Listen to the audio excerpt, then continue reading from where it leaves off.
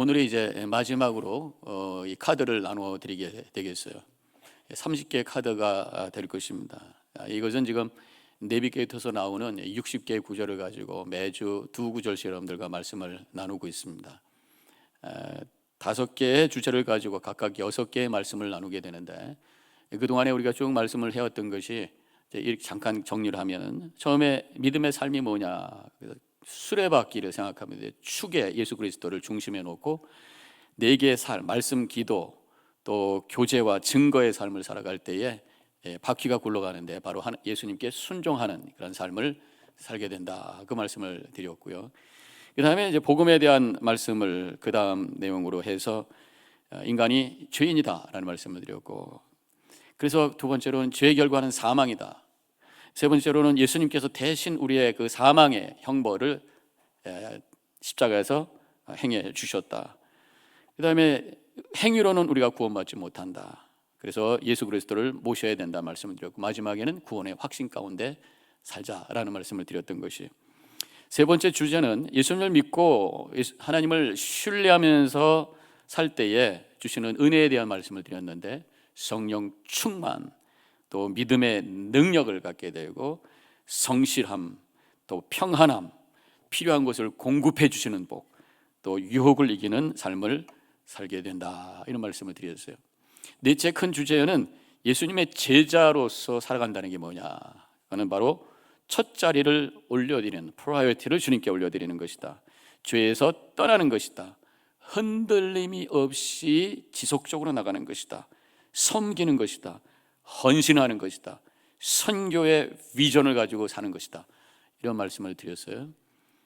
언제 그런 말씀을 하셨습니까? 라고 한다면 곤란한 거예요. 마지막으로 지금 말씀을 지금 하고 있는 것은 예수님을 닮아가는 삶에 대해서 사랑하면서 살아야 됩니다. 또 정결한 영혼을 가져야 됩니다. 정직해야 됩니다. 또 겸손해야 됩니다. 오늘은 착하게 살아야 됩니다. 착하고 선해야 됩니다. 이제 그런 말씀을 여러분들과 함께 나누게 되겠습니다. 그래서 오늘 말씀의 제목이 착한 그리스도인, 그렇게 정했어요. 책 제목이 나쁜 그리스도인이라는 책 제목이 있어요. 원래 그 원어로는 unchristian이라고 나오는데, unchristian, non-Christian 좀 차이가 있어요. unchristian은 기독교인은 기독교인인데 좀 제대로 크리스찬 같지 않은 사람들은 unchristian, non-Christian은 아예 예수 안 믿는 사람, 이렇게 구별할 수가 있어요. 근데 그걸 이제 나쁜 기독교인 이렇게 번역을 해서 데이빗 키너만이라고 하는 분이 쓴 책인데, 여기서 세상 사람들이 교회를 향해서 이제 비판하는 내용을 몇 가지를 언급을 하는데, 나쁜 그리스도인의 모습 6가지. 첫째는 기독교인은 위선적이다, 그렇게 사람들이 본다는 것이죠. 그래서 20, 30대 사람들에게 물어봤더니 85%가 그렇게 대답하고 있고, 젊은 기독교인 자체도 47%가 그렇게 대답을 한다는 거예요. 우리가 거룩하게 살려고 하다 보면 실제 생활하고 좀 차이가 있기 때문에 그것이 어떤 위선적인 모습으로 아마 보였는지도 모르겠어요. 두 번째로는 너무 크리스천들은 전도만 하려고 한다. 우리는 사명을 받았기 때문에 잠깐만 복음을 전하려고 하다 보니까 그런 모습을 드러냈는지도 모르겠어요. 동성연애자들을 너무 혐오한다. 우리 혐오하려고 하지 않아요. 모든 사람 다 사랑해요. 함께 예배드릴 수 있어요.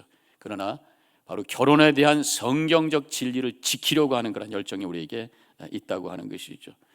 또 크리스찬들은 너무 답답하고 고집스럽다. 진리를 붙들고 살려고 하다 보니까 이래도 흥 저래도 흥, 그것이 안 되다 보니까 그럴 수가 있어요. 물론 성도는 온유해야 돼. 고집스러운 모습처럼 보여서는 안 돼. 온유해야 돼. 그렇지만 그 속에 뭔가 분명한 진리의 말씀으로 채워져 있어야 돼. 다섯 번째로는 교회가 너무 정치적이다. 그래서 순수하게 하나님을 섬겨야 되는데 자꾸만 이 정치인들한테 압력을 행하고 있다. 특별히 이 미국 같은데 그 에반젤리컬 처치들이 많이 이렇게 그런 행사들을 하고 있어요. 한국도 요새 보면 너무 정치적인 교회가 나타나가지고 교회에 대한 이미지를 많이 왜곡을 시키고 있잖아요. 또 여섯 번째, 너무 정죄하려고 한다. 교회 오면은 죄인이라는 죄에 대한 단어를 많이 듣다 보니까 이런 얘기를 하는 거죠. 근데 이 죄를 인정할 때 와지는 그 하나님의 그 놀라운 은혜에 대한 것을 알지 못하니까 그렇게 생각을 하고 있는지도 모르겠어요. 물론 나의 죄에 대해서 우리가 민감하고 주님 앞에 회개할 수 있어야 되는데, 남의 죄에 대해서 자꾸만 얘기하는 율법주의자들 때문에 아마 이런 말을 하는지도 모르겠습니다. 어쨌든 이 세상에서는 기독교인들에 대한 그것이 오해가 됐던 어떤 현실이건 간에 이런 부정적인 시각으로 보는 사람들이 꽤 있다라는 것이 바로 이 책을 통해서 알 수 있는 내용이에요. 한국의 일간지에서 언젠가 나온 그런 기사가 있는데, 한국 기독교 윤리 실천 운동이라는 단체에서 불교와 천주교와 기독교에 대해서 설문지 조사를 했어요. 예수 믿던 안 믿던 무작위로 이렇게 조사를 했는데, 그 호감도에 대해서 결과가 나왔는데, 천주교가 제일 높아요. 35%, 불교가 31%, 기독교가 18%. 안타까운 얘기입니다. 그러니까 신뢰도와 호감도에서 이 세 개 종교 중에서 제일 마지막이라고 하는 거예요. 사실은 제일 인구는 많은데 이런 호감도와 신뢰도에서 제일 낮다라고 하는 것이 참 안타까운 그런 얘기입니다. 그러면서 그 조사에서 질문을 했어요. 뭐가 그러면 한국 교회가 변화되어야 될 것입니까? 넘버원으로 나온 것이 언행일치가 돼야 된다, 그렇게 나왔다고 하는 것입니다.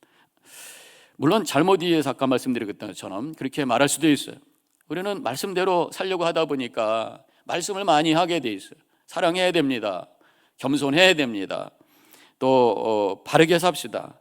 그런데 방향과 목적은 있지만 현실적으로 그것을 따라가지 못하다 보니까 이런 그런 간격이 생기다 보니까 그런 생각을 할 수가 있다고 하는 것입니다. 위선적이라는 평가를 우리가 그대로 한번 받아본다면 우리의 믿음이 너무 말로만 하고 있는 것은 아닌가. 우리의 믿음이 진리를 따른다고 하면서 행동이 따라가지 못하는 그러한 분리된 모습은 아닌가 한번 생각을 해봐야 된다는 것입니다. 믿음을 영적이고 교리적인 것에만 국한함으로 말미암아 우리의 삶과 인격이 따라가지 못하는 부족한 신앙생활은 아닌가. 믿음이 너무 나에게만 초점을 맞추다 보니까 다른 사람들에게 그렇게 비추는 것은 아닌가. 오늘 저는 이 나쁜 기독교인이라고 하는 그런 그 책 이름을 생각하면서 나쁜 기독교인이 아니라 착한 기독교인이 되기 위해서 우리는 어떻게 될까, 그런 질문을 하면서 말씀을 나누기를 원하는 것입니다. 오늘 본문에 마태복음 5장 16절에서 예수님께서 분명히 이렇게 말씀하셨어요. 이같이 너의 빛이 사람 앞에 비추게 하여 그들로 너의 착한 행실을 보고 하늘에 계신 너희 하나님 아버지께 영광을 돌리게 하라, 그렇게 말씀하고 있어요. 성도가 착하게 삶으로 말미암아 사람들에게 밝은 빛이 되어서 그래서 하나님의 영광을 드러내는 삶을 살아야 된다. 예수님께서 그렇게 말씀해 주신 것입니다. 물론 하나님, 우리는 부족해서 그렇게 됩니다, 하려고 하는데 잘 안 됩니다 라고만 말하고 끝나서는 안 될 문제라고 그렇게 깨달아집니다. 왜냐하면 우리가 진정으로 예수님을 믿는다면 믿음은 고백에서 끝나는 것이 아니라 내 삶에 어떤 변화를 가져와야 그것이 진정으로 살아있는 믿음이기 때문이에요. 우리가 기도 열심히 하고 교회 생활 잘하는 것에서 끝나는 것이 아니라 시간이 갈수록 우리의 인격과 삶이 성숙해져야 된다는 거예요. 우리가 믿음은 좋은데 성질은 못했습니다 라고 하는 것은 뭔가 맞지 않는 말이라고 하는 것입니다. 이 사람 교회 다녀요, 그런데 사람은 착해요, 이렇게 말하게 된다면 이건 뭔가 모순이라고 하는 것이에요. 이 사람 교회 다닙니다, 이 사람 크리스찬입니다 라고 하면 사람들이 믿을 만한 사람, 괜찮은 사람이라고 생각을 해줘야 마땅한데, 이 사람 교회 다녀요, 근데 사람은 괜찮아요 라고 말한다면 그건 뭔가 문제가 있다고 하는 것이죠. 성경에서 착한 사람 한 사람이 나옵니다. 성경에서 착한 사람이라고 표현한 사람이 한 사람이 있어요. 바로 바나바. 안디옥 교회의 목회자로 처음으로 파송을 받았던 이 바나바에 대해서 사도행전 11장 24절에서 이렇게 소개를 하고 있습니다. 바나바는 착한 사람이요 성령과 믿음이 충만한 사람이라. 바나바가 보면은 나중에 바울이 바울 되게 했던 큰 역할을 했던 사람이 바나바. 바울이 이 예루살렘 교회에 왔다가 처음에는 제자들에게, 사도들에게 배척을 당할 때에 이 바나바가 가서 들어주고 이해해주고 그래서 연결시켜주고, 그래서 나중에 사도 바울이 큰 역할을 할 수 있도록 그런 어떤 밑거름을 줬던 사람이 바로 바나바예요. 바나바는 착한 사람.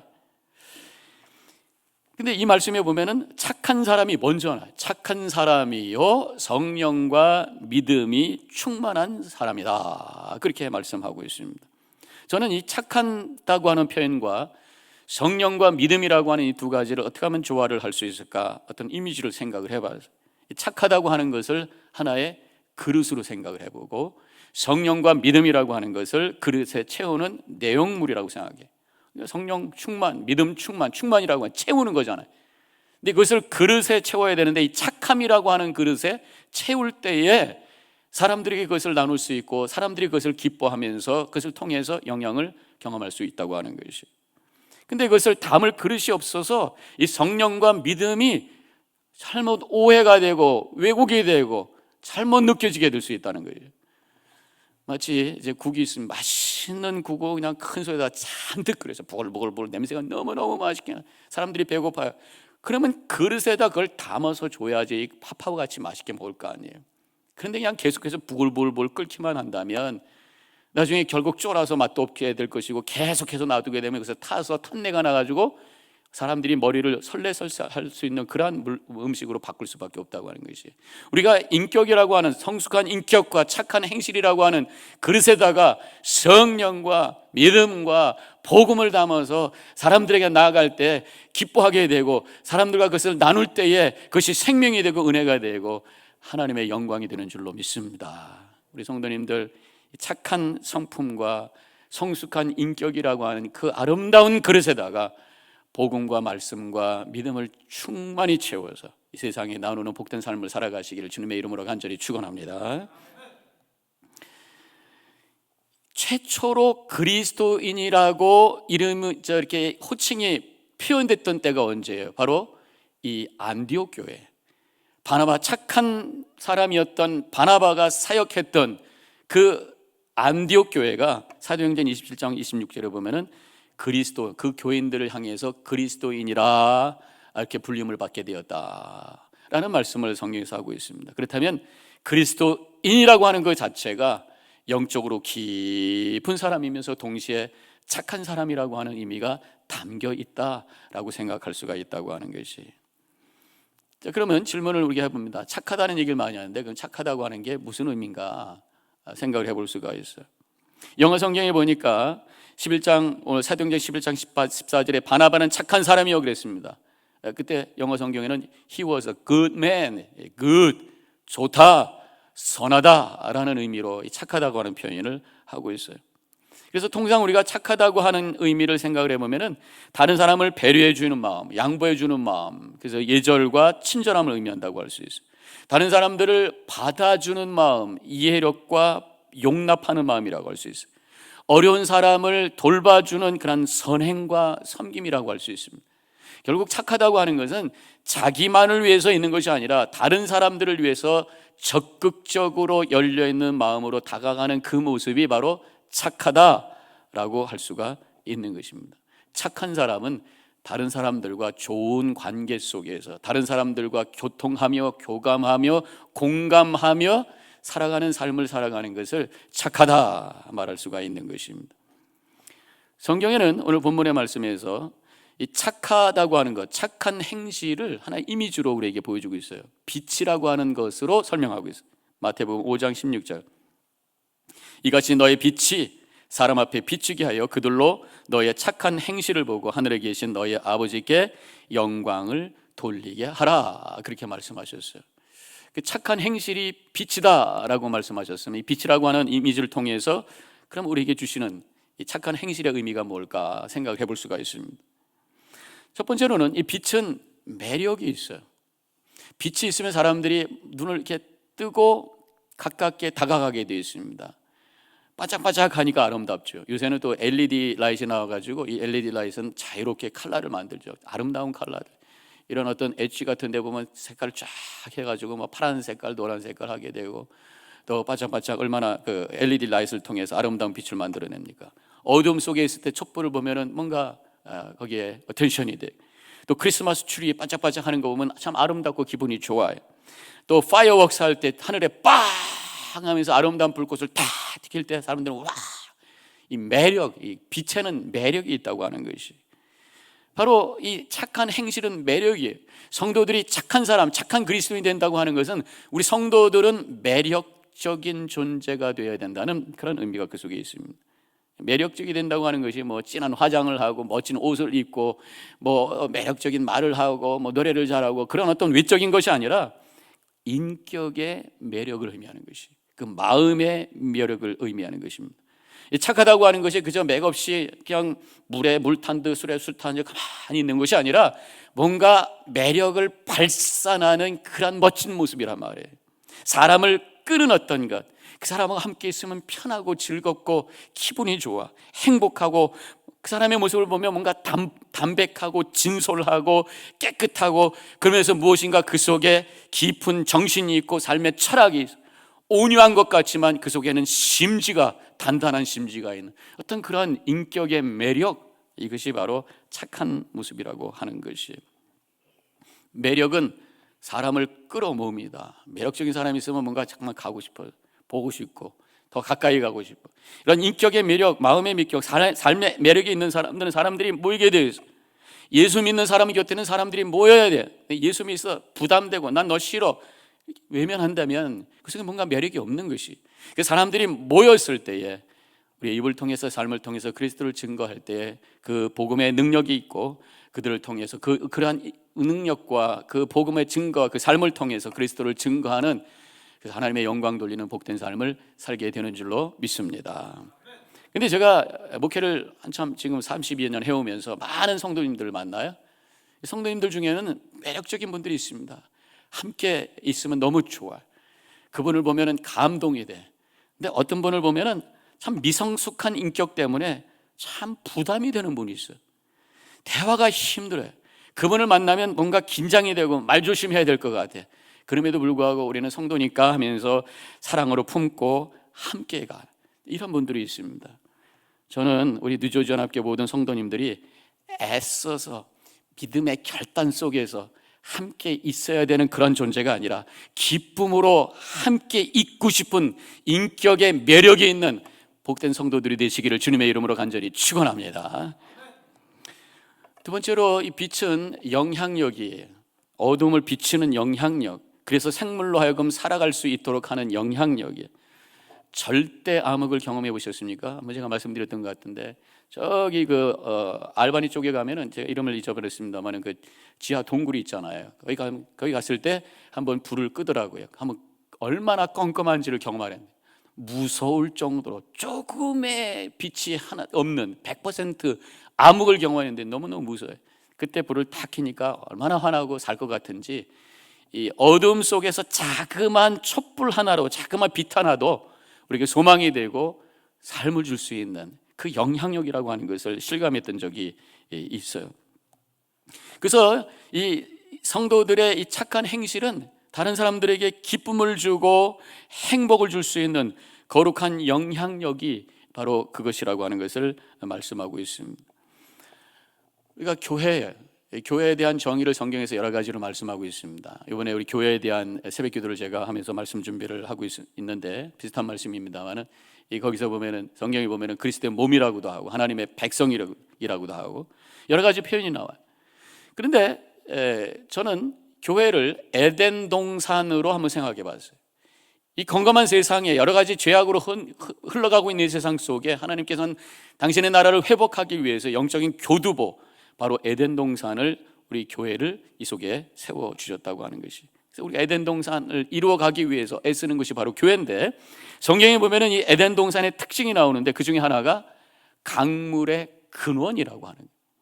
창세기 2장 10절에 보니까 강이 에덴에서 흘러나와 동산을 적시고 거기서부터 갈라져 내 근원이 되었으니, 내 근원, 네 개의 강의 근원이 되었으니, 그래서 에덴 동산에 샘물이 나오고 거기서 흘러나온 것이 나중에 강물이 돼서 강이 있으면 거기에 식물이 있고 또 물고기가 있고 거기에 사람들이 살고 문명이 만들어지고 이 세상에 생명을 공급하는 근원이 에덴 동산이라는 것이죠. 이 에덴 동산과 같이 이 교회가 이 세상의 거룩한 영향력과 하나님의 거룩한 생명과 하나님의 기쁨을, 은혜를 흘려 보내는 근원이 되기를 주님의 이름으로 간절히 축원합니다. 그것이 바로 이 착한 행실을 통해서 세상에 그러한 기쁨을 주고 그러한 행복을 주고 생명을 줄 수 있는 그러한 근원이 될 수 있다고 하는 것이, 세상 사람들이 교회를 보면서 짜증내면서 얼굴을 외면하는 것이 아니라 이 교회를 바라보면서 거기에 기쁨이 되고 뭔가 생명이 될 수 있는 그러한 근원이 되는 것이 바로 마땅한 모습이라고 하는 것이, 우리 뉴저지 연합재단이 이 지역의 생수의 근원이 되시기를 주님의 이름으로 간절히 축원합니다. 이 빛은요, 세 번째로는 뭔가를 보게 하는 것이에요. 빛은 매력이고 영향력이며 동시에 어떤 것을 드러내는 것이, 보이지 않던 것을 보여주는 역할입니다. 마태복음 5장 16절, 아까 읽었던 말씀 그 뒷부분 다시 한번 읽으면, 그들로 너의 착한 행실을 보고 하늘에 계신 너의 아버지께 영광을 돌리게 하라. 우리의 행실을 보고 하나님을 보게 되어서, 우리 행실을 통해서, 우리의 착함을 통해서 하나님을 보게 되어서 하나님께 영광 돌리게 하라, 그런 말씀입니다. 하나님은 우리의 육신의 눈으로는 볼 수가 없어요. 세상 사람들에게 아무리 하나님에 대해 설명해도 그 사람은 몰라요. 그런데 교회를 통해서, 우리의 착한 행실을 통해서 그들에게 뭔가 거룩한 영향력을 끼침으로 말미암아 그들이 하나님을 보게 되고 하나님께 나오게 되고 하나님을 예배하게 되고 하나님께 영광 돌리게 된다는 그런 말씀이, 그러니까 우리가 어떻게 하느냐에 따라서 하나님이 어떤 분이라고 하는 것을 보여주게 돼 있어요. 우리가 만약에 독선적이고 교만하게 되면 세상에 하나님은 이렇게 독선적이고 교만한 분이라고 하는 걸 보여주는 거예요. 우리가 만약에 말만 하고 행동하지 않는다면 하나님은 이렇게 말씀만 하시고 아무런 행동하지 않는 분이라고 하는 걸 보여주는 거예요. 그런데 우리가 성숙한 인격과 넓은 마음을 가지고 살아가게 되면 하나님은 이렇게 큰 마음을 가진 분이라고 하는 것을 보여주게 되어 있어요. 우리가 서로 사랑하면서 아름다운 신앙의 공동체를 이룰 때에 바로 하나님이 사랑이라고 하는 것을 만방에 보여줄 수 있는 그런 교회가 되는 줄로 믿습니다. 요한 1서 4장 12절에서 어느 때나 하나님을 본 사람이 없으되 만일 우리가 서로 사랑하면 하나님이 우리 안에 거하시고 그의 사랑이 우리 안에 온전히 이루어지느니라, 이런 말씀하고 있어요. 하나님을 볼 수가 없지만 우리가 서로 사랑할 때 하나님이 여기 계시다고 하는 것을 드러낼 수 있는 그러한 교회가 된다는 그런 말씀이죠. 우리가 착한 모습을 가지고 살 때에 빛을 발하게 되어 있어요.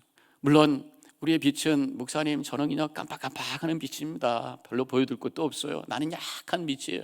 그러나 우리가 함께 모였을 때 이 교회를 통해서 강렬한 빛이 나가게 되어 있어요. 우리 뉴저지 연합교회 성도님들, 우리가 함께 이 신앙의 공동체를 통해서 이 지역에 강렬한 하나님의 은혜의 빛을 비추고, 그래서 우리 예수 그리스도를 증거하고 하나님의 그 선하심과 사랑의 모습을 만방에 증거할 수 있는 교회가 되기를 주님의 이름으로 간절히 축원합니다. 근데 우리가 이렇게 착하게 살려고 하는데 도전이 올 때가 있어요. 이것을 어떻게 우리가 극복해야 될 것인가?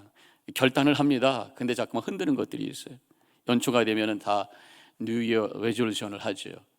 우리 자녀들 내가 더 사랑하겠다, 내 남편을 더 사랑하겠다, 내 아내를 더 사랑하겠다, 비즈니스 하는데 내 카스터머들한테 더 서비스를 잘하겠다.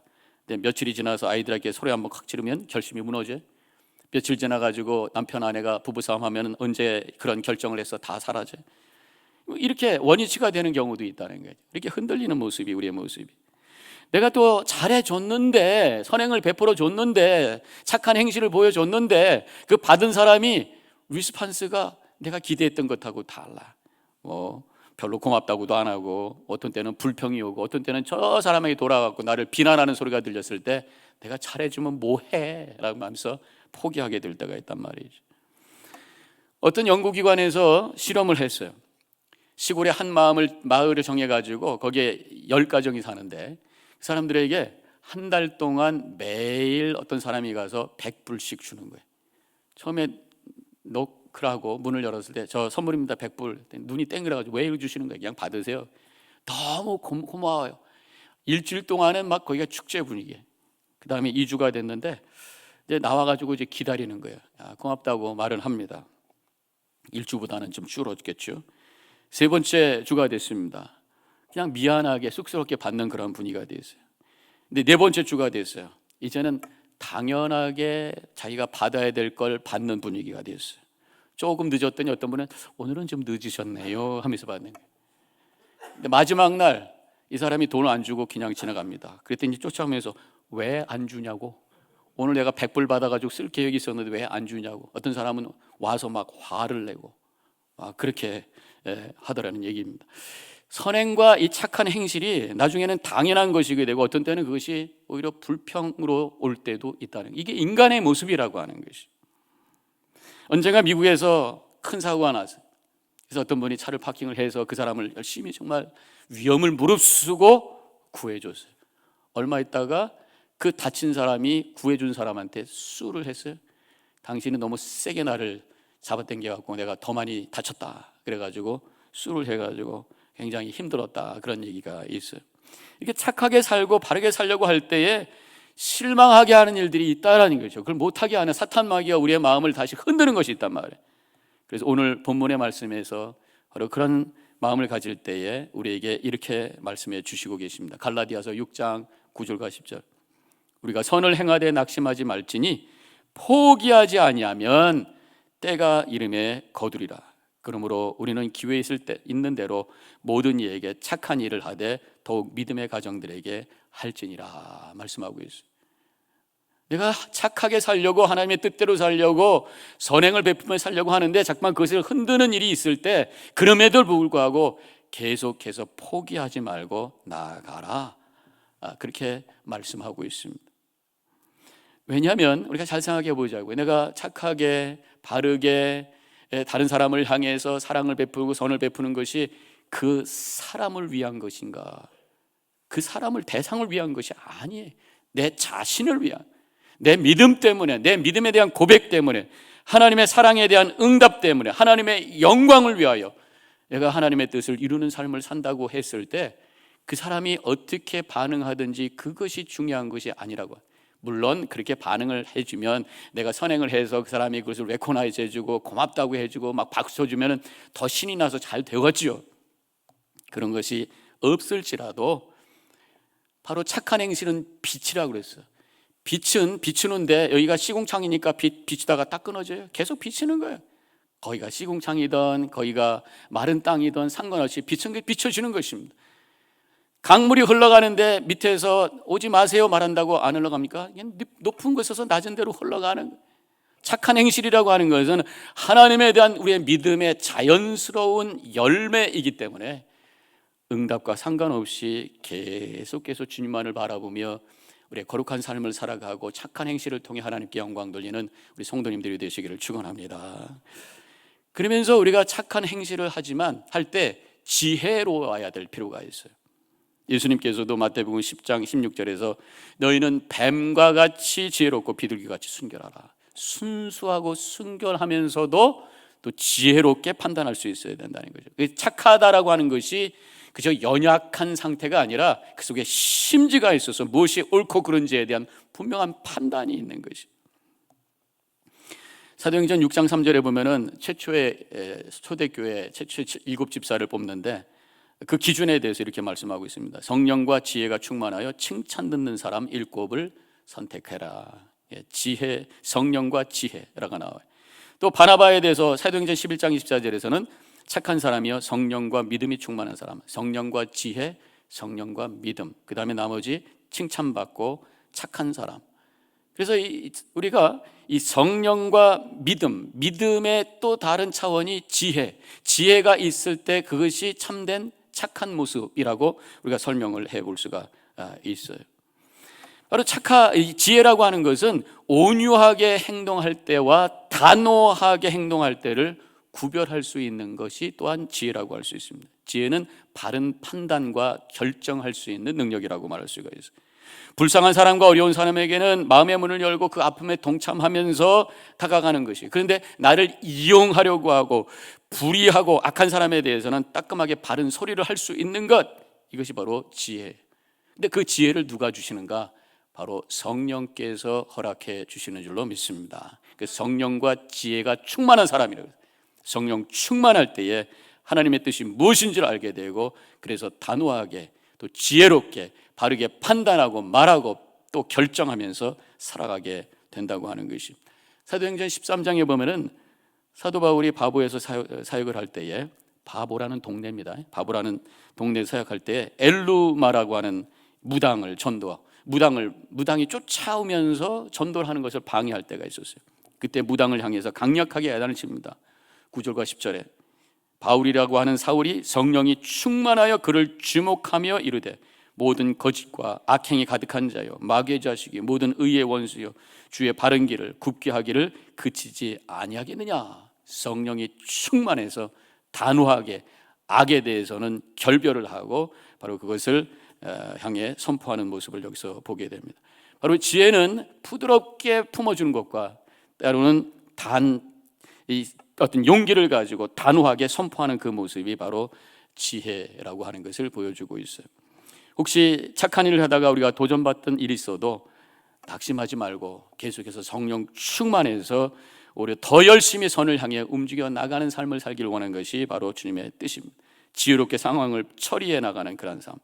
그래서 어두운 세상에 빛을 발하는, 그래서 멋진 많은 사람들에게 하나님을 증거하고 많은 사람들에게 기쁨을 줄 수 있는 그런 매력적인, 인격의 매력적인 삶을 살아가는 우리 모든 뉴저지 연합재단의 성도님들이 되어주시기를 주님의 이름으로 간절히 축원합니다.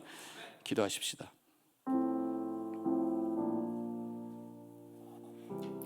오늘 말씀을 기억하면서